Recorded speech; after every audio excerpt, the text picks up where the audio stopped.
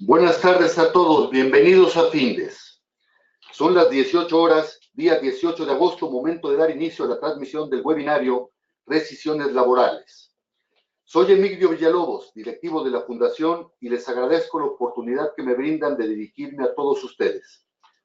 Me acompaña la maestra Berenice Estrada Hernández, especialista en Findes en el área de Derecho, a quien me permito presentar como licenciada en Derecho, con estudios de posgrado en Derecho Laboral, especialista en Derecho Corporativo y Legislación Informática, así como licenciada en Danza Folclórica.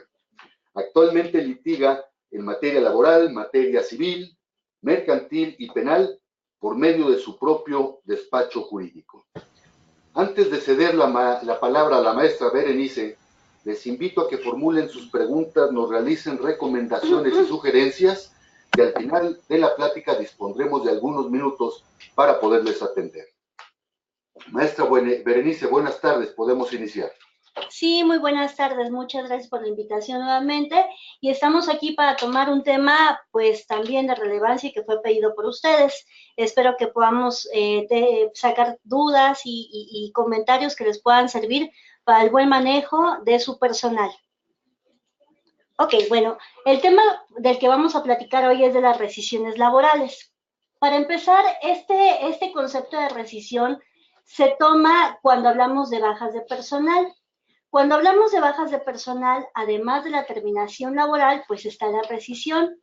La rescisión como concepto es la terminación anticipada del contrato de trabajo por el incumplimiento de alguna de las partes. Es un acto unilateral que se puede solicitar ya sea del trabajador hacia el patrón o del patrón hacia el trabajador, que esto es lo más común.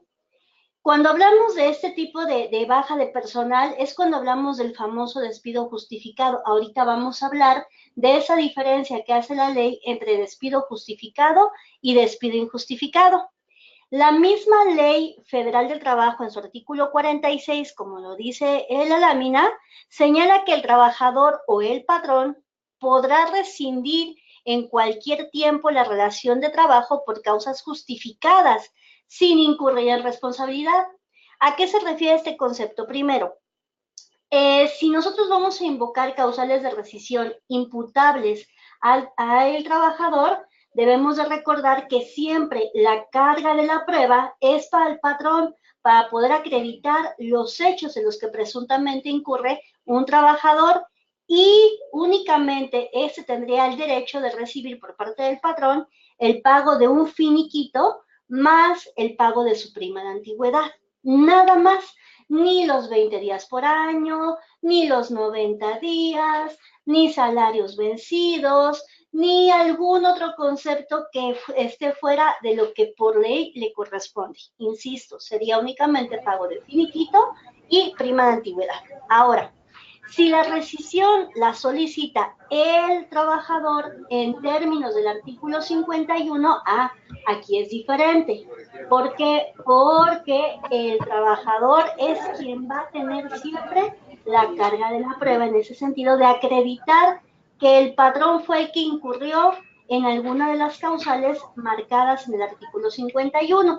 Ahorita vamos a platicar un poquito de esas causales. Entonces, aquí la diferencia es bueno, habría que ahondar un poco más en el tema de qué es lo que puede reclamar el trabajador, pero si el trabajador va a reclamar un pago indemnizatorio por una causal de rescisión imputable al trabajador, digo al patrón, entonces el trabajador tendría derecho a recibir por parte del patrón, siempre y cuando lo acredite ante la Junta de Conciliación y Arbitraje, el pago de los 90 días, su finiquito, su prima de antigüedad, además, sin necesidad de demandar la reinstalación, el pago de 20 días por año. Pero ojo, cuando el trabajador es quien decide demandar la rescisión imputable al patrón, entonces la carga de la prueba es propiamente del trabajador. Por eso es que la mayoría de los abogados,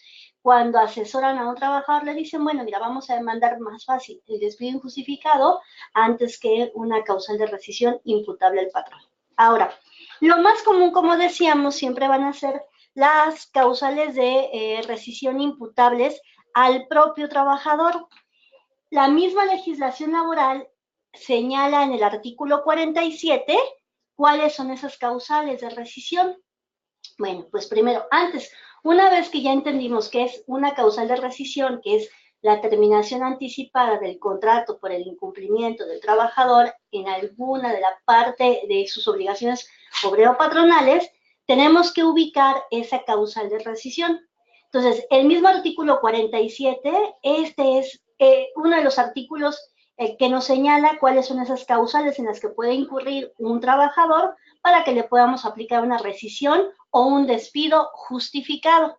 De hecho, siempre se recomienda, o bueno, yo recomiendo siempre a toda la gente que trabaja con nosotros en la parte de recursos humanos, que agregue este artículo 47 como parte de su glosario de artículos de la Ley Federal del Trabajo. Es uno de los artículos estrellas y medulares. ¿Por qué?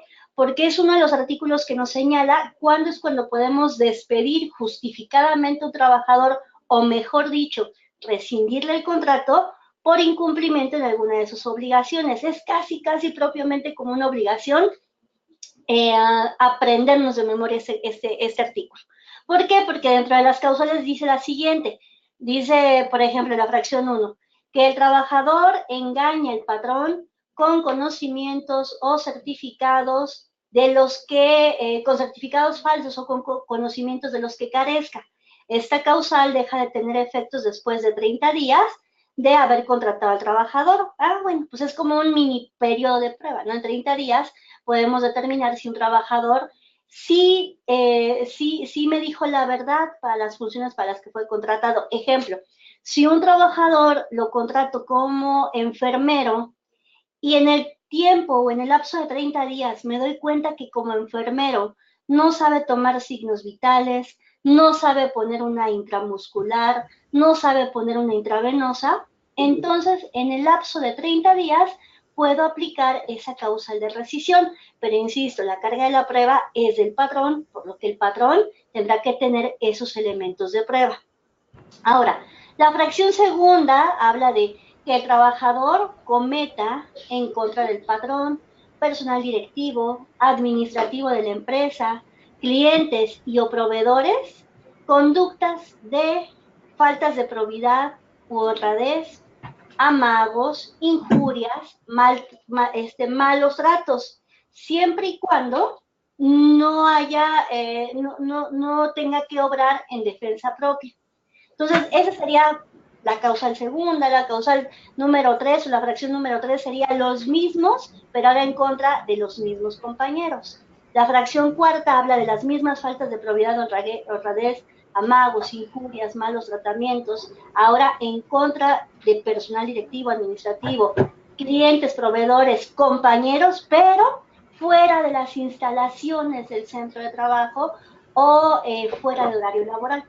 Ejemplo de esto, digo, todas las empresas o la mayoría de ellas tienen una fiesta de cierre de año, ¿no? Entonces, llega a pasar que pues se pone el amigo mala copa y toma unos tragos de valor y empieza a echar pleito con el patrón y el patrón dice, no, pues es que no me puedo rescindir porque fue la fiesta de fin de año. No, un momento, si verdaderamente la causa fue grave, si hubo una agresión física, verbal, si hay elementos de prueba, entonces sí pudiéramos rescindir el contrato. Ahora, subsecuentemente las demás causales, que el trabajador cometa actos inmorales, que cometa conductas de hostigamiento y acoso sexual. Híjole, un tema de género, ese tema padrísimo, hay que prevenir, hay que cuidar el hostigamiento y el acoso sexual en la empresa, ¿no? Pero también es causal de rescisión, que el trabajador tenga más de 3 faltas en un periodo de 30 días, cómo se contabilizan, cómo se cuantifican. Aquí son más de 3 faltas, estamos hablando de 4 faltas completas. Que el trabajador por negligencia, sin dolo, pero con negligencia tal, ponga en riesgo la seguridad del establecimiento. Otra también que es muy buena, que el trabajador no se adapte a las medidas necesarias para prevenir accidentes o riesgos de trabajo. Esto, por ejemplo, si a un trabajador le damos para el desempeño de su trabajo, casco, guantes, y no se las pone, también puede ser una causal de rescisión, insisto, siempre y cuando tengamos a la mano los elementos de prueba. Entonces, la recomendación básica es que las causales de rescisión de las que habla el artículo 47 de la Ley Federal del Trabajo, sí o sí las tengamos muy presentes en el día a día de las relaciones laborales. No es para el hecho de que tengamos, que tener armas en contra del trabajador, no, sino siempre tener elementos de regulación jurídica y decirle al trabajador, mira, es que te portaste mal porque no cumpliste con el trabajo acordado, o porque no te adaptaste a las medidas de seguridad e higiene, o porque faltaste 5 veces en un periodo de 30 días, etcétera. Entonces, una vez que conocemos bien las causales, de hecho, ahí viene un ejemplo de lo que es falta de probidad o honradez, pero una vez que conocemos bien esas causales, también debemos de tomar en cuenta cuál es el procedimiento para hacer valer esas causales de rescisión.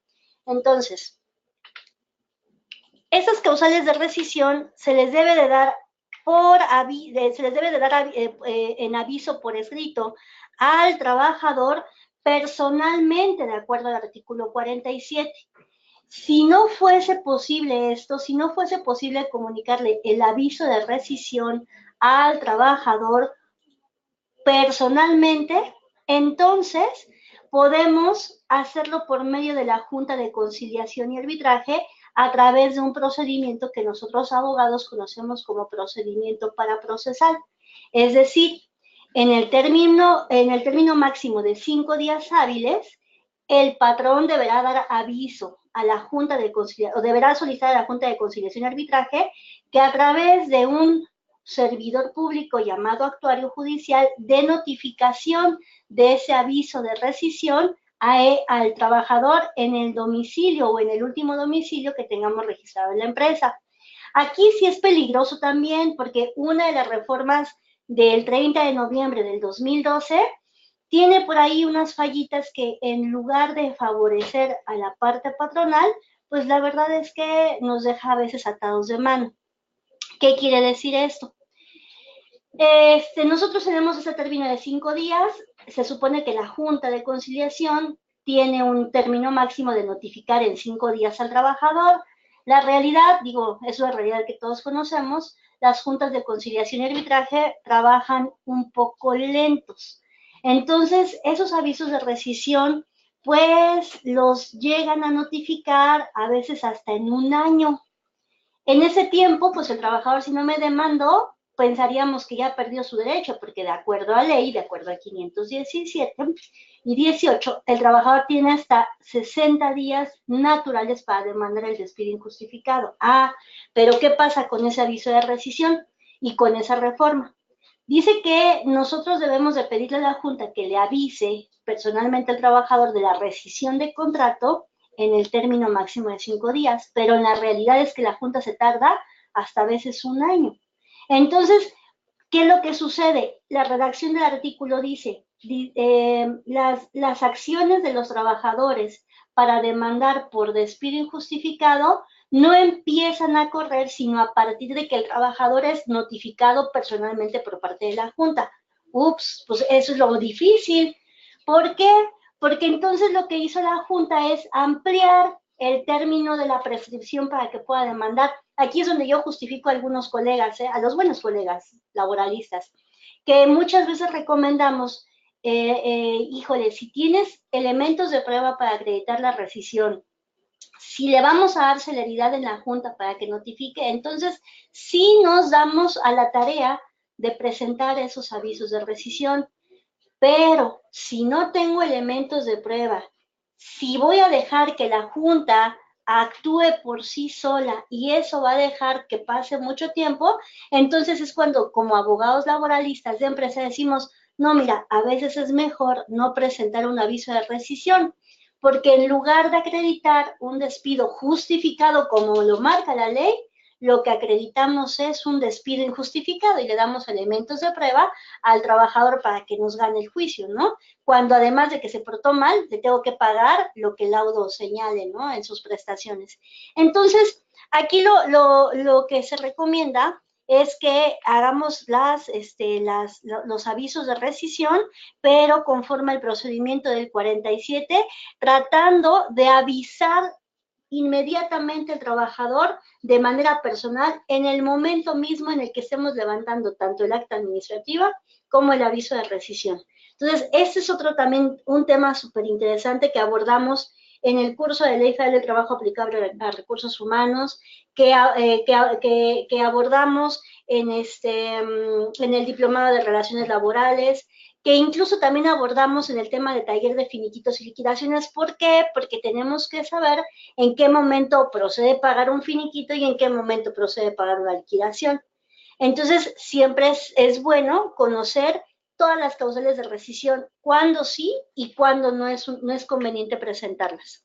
Ahora, el trabajador que se sienta despedido injustificadamente o que el aviso de rescisión no cumplió con los requisitos que marca la ley, pues puede demandar ante la Junta de Conciliación y Arbitraje a su elección, una de dos, no son las dos, es una de dos, o que se le indemnice con el importe de 3 meses de salario o que se le reinstale en el puesto que venía desempeñando. Entonces, aquí eso, bueno, ya también es el tema de en qué momento procede pagar este concepto de un finiquito o de una liquidación. Ahora, el despido perfectamente tipificado de la Ley Federal del Trabajo puede ser de dos formas, el justificado o el injustificado. Más adelante vamos a ver una lámina. O sea, el despido justificado es propiamente la rescisión de contratos. O sea, de hecho, para mí siempre tiene como un error de sintaxis ahí en la ley, porque la verdad es que como sociedad trabajadora mexicana, al escuchar la palabra despido, inmediatamente lo relacionamos con vete, ver, estás fuera, ¿no? Dándote una patada sin ninguna justificación aparente, porque es parte del lenguaje común que utilizamos. El deber ser como patrones, como relaciones laborales, como RH, como recursos humanos, es decir, Berenice, te voy a rescindir el contrato de trabajo porque de acuerdo a las evidencias, tú llegaste en estado de embriaguez o ebriedad. ¿Ok? Entonces, inmediatamente yo como trabajadora voy a asumir que tengo una responsabilidad porque puede ser que sí haya llegado en estado de embriaguez, digo, eso ya será en las investigaciones, pero es diferente decir la palabra despido a te rescindo el contrato. ¿Por qué? Porque, insisto, el despido injustificado es propiamente cuando no tenemos ningún motivo ni ninguna causa aparente. Y de hecho, todo este concepto incluso se maneja en otro de los artículos medulares, que es el artículo 784. Entonces, aquí hay que ser muy prácticos y debemos de ser muy correctos en la forma en la que nos dirigimos con los empleados. Cuando se trata de rescisión de contrato o de despido justificado, tenemos que decirle aviso de rescisión. Cuando es un despido injustificado, pues su propio nombre lo dice, no hay ni qué decir, ¿no? Despido injustificado, vete, no te quiero porque traes una blusa blanca. O sea, no hay nada que ver. Entonces, aquí incluso la lámina lo señala. Es despido cuando es justificado, yo le pongo un tachezote porque a mí la verdad me gusta más llamarlo aviso de rescisión. Cuando es despido injustificado, pues la siguiente lámina lo señala, ¿no? Muy claramente el patrón está despidiendo a su trabajador de manera injustificada. Bueno, me regreso una lámina. Entonces, cuando el despido es justificado, cuando hay una rescisión de contrato, pues tenemos que agotar lo que señala la siguiente lámina. Ubicar la causal de rescisión, investigar los hechos, levantar el acta administrativa, hacer la elaboración del aviso de rescisión, entregar personalmente el aviso de rescisión al trabajador y en caso de que no quiera recibirlo, aplicar el procedimiento para procesar de acuerdo al 991 de la Ley Federal del Trabajo. Ahora, despido injustificado, pues ¿cuáles son las acciones? Acciones del trabajador despedido y defensas del patrón. Entonces, acciones, pues van a demandar un concepto u otro. O vas por la reinstalación o vas por la indemnización constitucional. También, digo, puedes añadir la prima de antigüedad y salarios devengados, pero siempre nos vamos por una o por otra de las dos primeras. Defensas del patrón, pues la mayoría siempre va a ser negar lisa y llanamente el despido y ofrecer el trabajo si es que es posible. O en su defecto, negar el despido injustificado y sostener que fue de forma justificada. Otra vez nos remitimos al aviso de rescisión. Pero si no tengo aviso de rescisión, pues entonces le voy a acreditar el despido injustificado. Aquí la situación es llevar las cosas muy detalladas. Y bueno, pues por último, el artículo 47 nos señala en su fracción, en su última fracción, cuáles son las formalidades para cumplir en la rescisión laboral. El patrón debe dar al trabajador aviso escrito de la fecha y causa o causas de la rescisión. El aviso deberá hacerse en el conocimiento del trabajador, es decir, entregarse personalmente, y en caso de que éste se niegue a recibirlo, el patrón, dentro de los 5 días hábiles siguientes, deberá de pedir a la junta respectiva que entregue el aviso de rescisión al trabajador. Mucho cuidado porque dice que la falta de aviso al trabajador o a la junta por sí solo bastará para considerar la nulidad del despido justificado, es decir, atribuyendo un despido injustificado. Y bueno, pues eso es lo que a grandes rasgos podemos platicar respecto de los avisos de rescisión. Gracias. Maestra Berenice, muchas gracias. Vamos a dar unos segundos para que los participantes nos envíen sus preguntas. Mientras vamos dando cabida a la participación de Miguel Sánchez. Miguel Sánchez, buenas tardes, gracias por su participación. Miguel nos dice, si tengo un contrato por obra y se acabe el proyecto y el colaborador me quiere demandar, ¿aplica? Bueno, aquí sería irnos más a fondo respecto de la contratación. El artículo 39 de la Ley Federal del Trabajo establece que el contrato por obra o tiempo determinado se tiene que especificar con la mayor precisión posible el objeto u objetos del tiempo o de la obra determinada.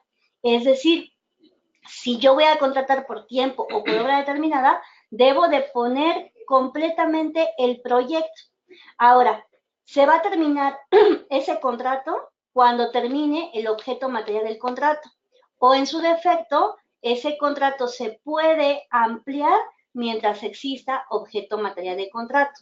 Es decir, Miguel, si yo, por ejemplo, si a mí me contratas por obra determinada para hacer el proyecto de Periférico Norte, el cual va a tener una duración aproximada de 3 meses, pero esa obra en ese tramo de Las Flores dura más de 3 meses, es decir, 1 año, el contrato puede quedar prorrogado hasta en tanto exista objeto material del contrato. Si no, entonces, acabándose el objeto material del contrato, yo puedo pagar únicamente o tengo la obligación únicamente de pagar el monto del finiquito.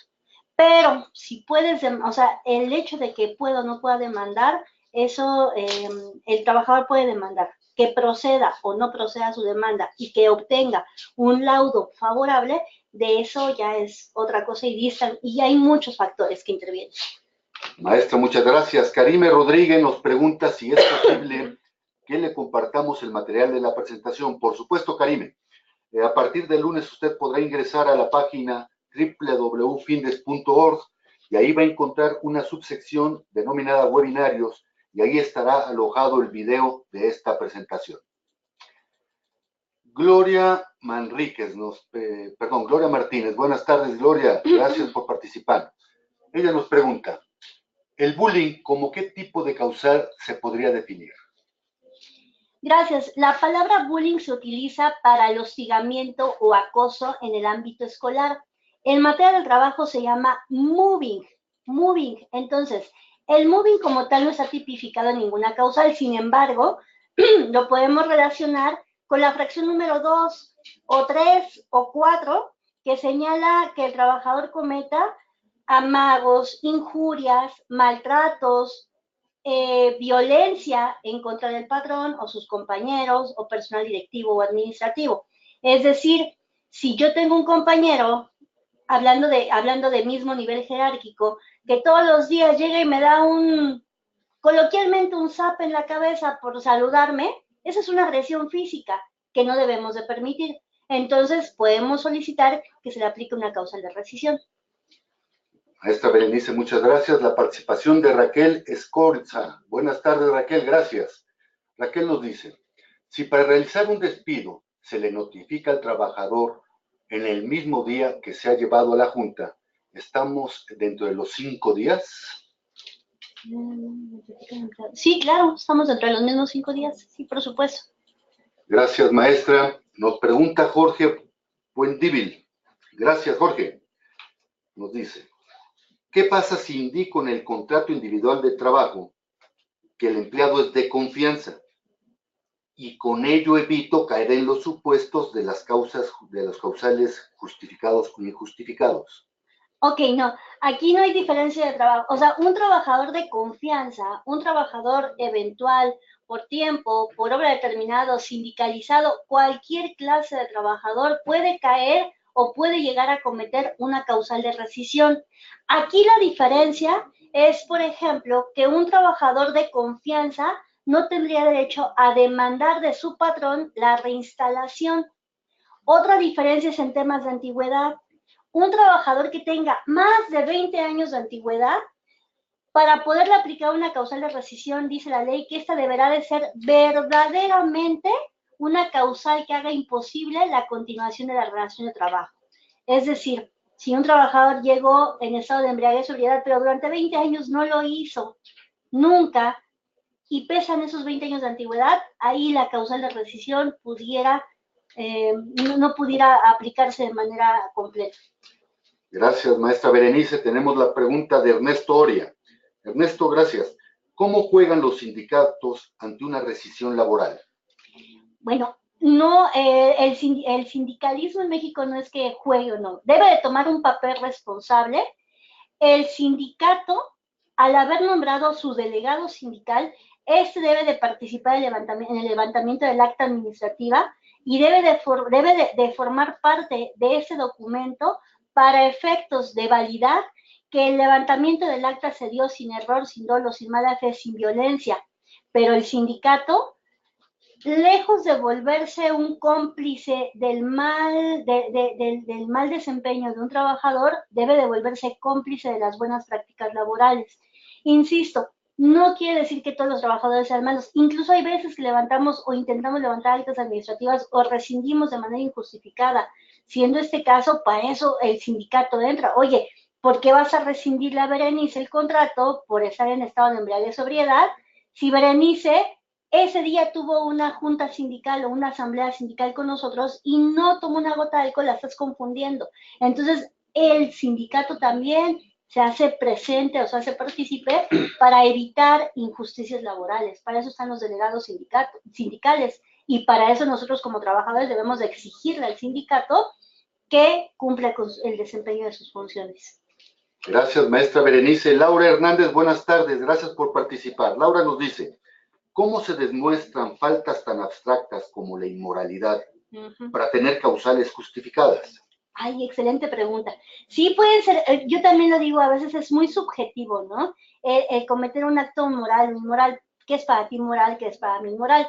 Si no tenemos, digo, siempre recomendamos nosotros como recursos humanos, como abogados laborales, que ustedes establezcan un código de ética o que señalen en su reglamento interior de trabajo debidamente depositado ante la Junta cuáles pueden ser unas causales o unos motivos que pueden señalarse como faltas de a la moral y las buenas costumbres. Ahora, si de alguna manera yo no tengo ni el manual de ética o no lo tengo en el reglamento, me puedo remitir al código de cívica y ética que rige para cada uno de los estados.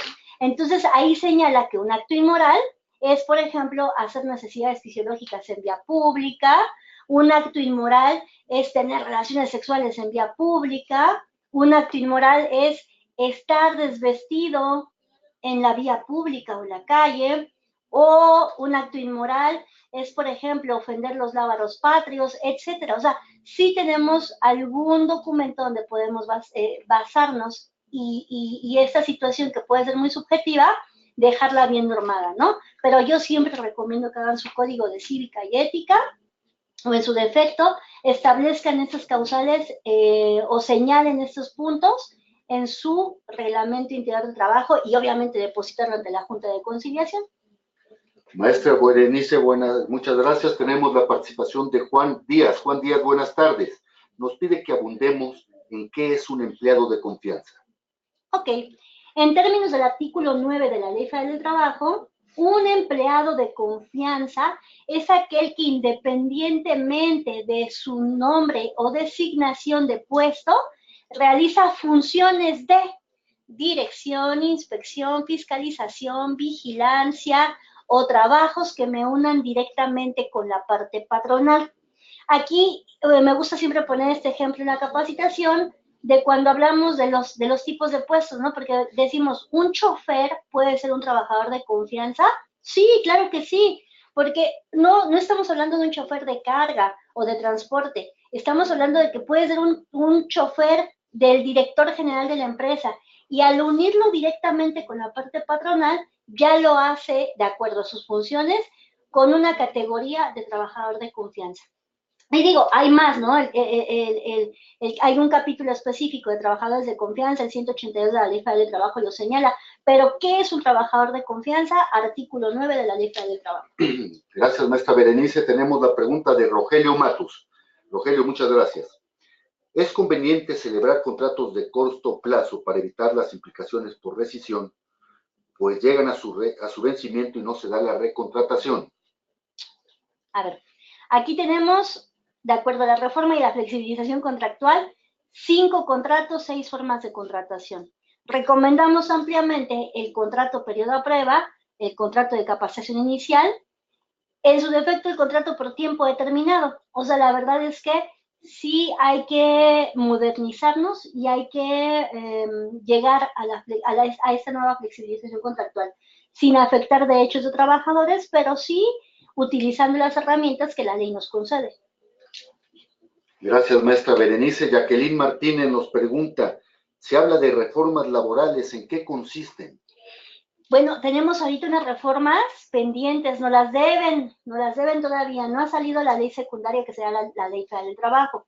El año pasado salió la reforma a la Constitución respecto de la eliminación o la extinción de las juntas de conciliación y arbitraje. Ahora van a surgir tribunales del trabajo, juzgados del trabajo, pero hasta el día de hoy, 16 de agosto del 2018, no ha sido publicada ninguna reforma a la Ley Federal del Trabajo en ningún, o sea, sí hay proyectos, pero la verdad es que los proyectos a la realidad distan mucho. Por eso no hemos sido irresponsables en Findes de emitir un curso que diga actualización de la reforma laboral y todavía no existen. Ahorita la ley que nos rige es la reforma más grande del 30 de noviembre del 2012 y unas pequeñas reformas tuvieron en el 2015, pero nada estructural como la del 2012.